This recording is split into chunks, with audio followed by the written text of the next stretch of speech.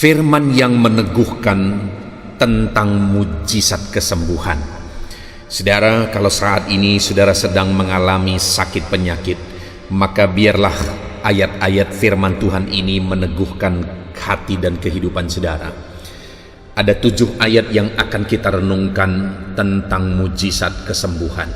Biarlah ayat firman Tuhan ini meneguhkan kita. Yang pertama, Mazmur 103 ayat 2-3, demikian firman Tuhan. Pujilah Tuhan hai jiwaku, dan janganlah lupakan segala kebaikannya. Dia yang mengampuni segala kesalahanmu, yang menyembuhkan segala penyakitmu. Pemazmur ini saudara mengingatkan dirinya sendiri supaya dia tetap hidup memuji Tuhan.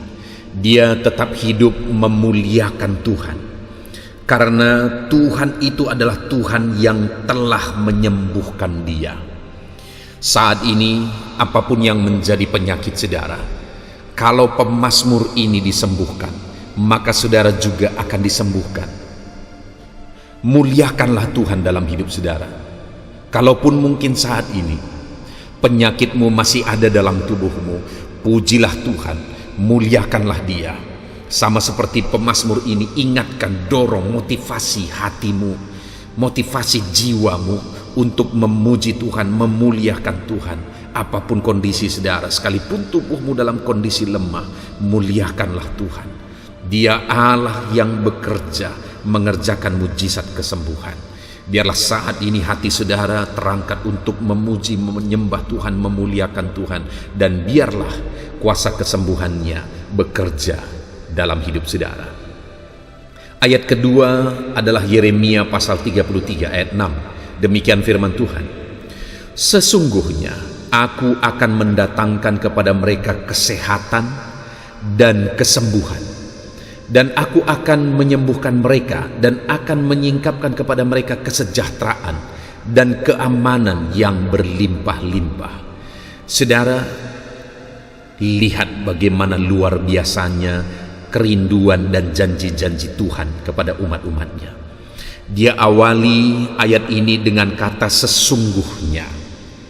Artinya Tuhan mau menegaskan bahwa hal yang dia janjikan dalam ayat ini adalah satu kepastian, satu kesungguhan, sesuatu yang benar-benar akan terjadi. Dia berkata sesungguhnya. Yang pertama, dia berkata bahwa dia mendatangkan kepada umatnya kesehatan dan kesembuhan. Tuhan rindu umat-umatnya hidup dalam kesehatan, hidup dalam kesembuhan, sehingga dengan sungguh-sungguh dia berkata bahwa dia mendatangkan kepada umatnya kesembuhan. Dia ulang lagi, aku menyembuhkan mereka dan menyingkapkan kepada mereka kesejahteraan dan keamanan.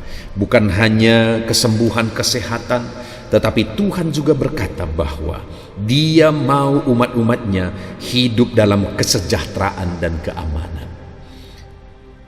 Saudara, saya percaya setiap kita rindu kesehatan selalu menjadi bagian kita.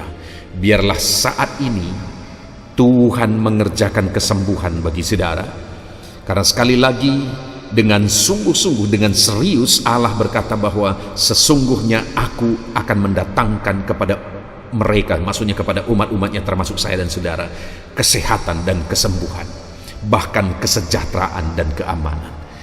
Tuhan rindu kita mengalami kesehatan, Tuhan rindu kita mengalami kesembuhan, Tuhan rindu kita hidup dalam kesejahteraan dan keamanan. Itu yang Tuhan rindu bagi setiap kita, saudara. Itu sebabnya percayalah bahwa Allah sanggup menyembuhkan kita, bahwa Allah berkuasa menyembuhkan setiap kita. Ayat selanjutnya, saudara, adalah dari Matius pasal yang ke-19 ayat 2. Demikian firman Tuhan. Orang banyak berbondong-bondong mengikut Dia, dan Ia pun menyembuhkan mereka di sana. Saudara, ayat ini menjelaskan, mencatat tentang bagaimana orang-orang banyak berbondong-bondong untuk mengikut Yesus. Dan firman ini mencatat juga bahwa saat begitu banyak orang berbondong-bondong mengikut Yesus, Ia menyembuhkan mereka yang sakit. Jadi pada saat itu ada begitu banyak orang mengikut Yesus, dan begitu banyak juga orang yang sakit karena mereka memang rindu melihat Yesus. Selain rindu melihat Yesus, mereka juga rindu mengalami mujizat kesembuhan atas penyakit mereka. Dan pada saat mereka datang untuk mengikut Yesus, Yesus peduli dan Dia menyembuhkan mereka di sana. Kalau pada waktu itu orang-orang yang mengikut Yesus dipedulikan oleh Yesus, saudara, dan Tuhan Yesus menyembuhkan mereka, hari ini juga saya dan saudara sebagai pengikut Yesus, kita juga akan mengalami mujizat kesembuhan yang Dia kerjakan dalam kehidupan kita. Ayat selanjutnya, saudara, adalah dari Matius pasal yang ke-8 ayat 5-7. Demikian firman Tuhan. Ketika Yesus masuk ke Kapernaum, datanglah seorang perwira mendapatkan Dia dan memohon kepadanya, "Tuan, hambaku terbaring di rumah karena sakit, lumpuh, dan ia sangat menderita." Yesus berkata kepadanya, "Aku akan datang menyembuhkannya."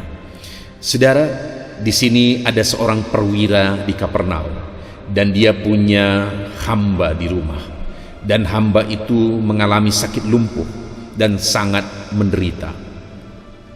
Dan ketika perwira ini mendengar tentang Yesus, maka dia datang kepada Yesus dan menceritakan situasi dan kondisi hambanya tersebut. Dan ketika Yesus mendengar itu, saudara, Yesus berkata bahwa aku akan datang menyembuhkannya. Artinya apa, saudara? Bahwa Yesus peduli kepada orang-orang yang sakit. Yesus peduli kepada orang-orang yang menderita. Dan kita tahu kisah selanjutnya, saudara, bahwa hamba perwira tersebut disembuhkan secara total oleh kuasa ilahi, oleh kuasa mujizat kesembuhannya. Hamba tersebut disembuhkan. Kalau hamba tersebut dipedulikan, saudara, maka hari ini saya dan saudara juga dipedulikan oleh Tuhan. Datanglah kepada Yesus, bermohonlah kepada Yesus, sama seperti perwira ini. Dia datang kepada Yesus dan dia memohon kepadanya. Demikian juga kita hari ini, datanglah kepada Dia dan mohonlah mujizat daripada Tuhan. Mujizat kesembuhan akan menjadi bagian saya dan saudara ketika kita datang dan memohon mujizat kesembuhan dari Dia. Ayat selanjutnya, saudara, adalah dari Yeremia pasal 30 ayat 17. Demikian firman Tuhan. "Sebab aku akan mendatangkan kesembuhan bagimu, aku akan mengobati luka-lukamu. Demikianlah firman Tuhan, sebab mereka telah menyebut engkau orang buangan, yakni sisa yang tiada seorang pun menanyakannya." Saudara, firman Tuhan ini datang kepada umatnya dengan mengatakan bahwa mereka telah menyebut engkau orang buangan, yakni sisa yang tiada seorang pun yang menanyakannya. Artinya, kepada siapa firman ini ditujukan adalah kepada orang yang saat firman ini ada ditujukan kepada mereka. Orang-orang tersebut adalah orang-orang yang terbuang, orang-orang yang tidak dipedulikan, tidak ada yang menanyakan. Artinya tidak dianggap, tidak dipedulikan, mereka terbuang. Tetapi apa yang dikatakan Tuhan? Aku akan mendatangkan kesembuhan bagimu, aku akan mengobati luka-lukamu. Demikianlah firman Tuhan. Saudara, melalui ayat ini Tuhan mau menegaskan bahwa betapa pedulinya Tuhan terhadap umat-umatnya. Umat-umatnya yang terbuang, umat-umatnya yang tidak dipedulikan, umat-umatnya yang tidak dianggap. Ada Tuhan yang mempedulikan mereka. Demikian juga saya dan saudara. Di dalam kehidupan kita, saudara, kalau mungkin saat ini ada saudara yang merasa hidupmu tidak dipedulikan, hidupmu terbuang, hidupmu tidak ditanyakan sama sekali, tetapi ketahuilah bahwa ada Tuhan yang peduli akan hidupmu. Dia mau mendatangkan kesembuhan bagi luka hatimu. Dia mau mengobati luka-luka hatimu. Dia mempedulikan engkau. Ayat selanjutnya saudara adalah dari Lukas pasal 6 ayat 18. Demikian firman Tuhan. Mereka datang untuk mendengarkan dia dan untuk disembuhkan dari penyakit mereka. Juga mereka yang dirasuk oleh roh-roh jahat beroleh kesembuhan. Saudara, di dalam Lukas pasal 6 ayat 18 ini ditegaskan bahwa mereka yang datang kepada Tuhan termasuk orang-orang sakit, orang-orang yang dirasuk oleh roh jahat, mereka beroleh kesembuhan. Kenapa? Karena sekali lagi Tuhan peduli kepada orang-orang yang menderita, kepada orang-orang yang terikat. Tuhan mau menyembuhkan orang-orang yang menderita sakit. Tuhan mau membebaskan orang-orang yang terikat.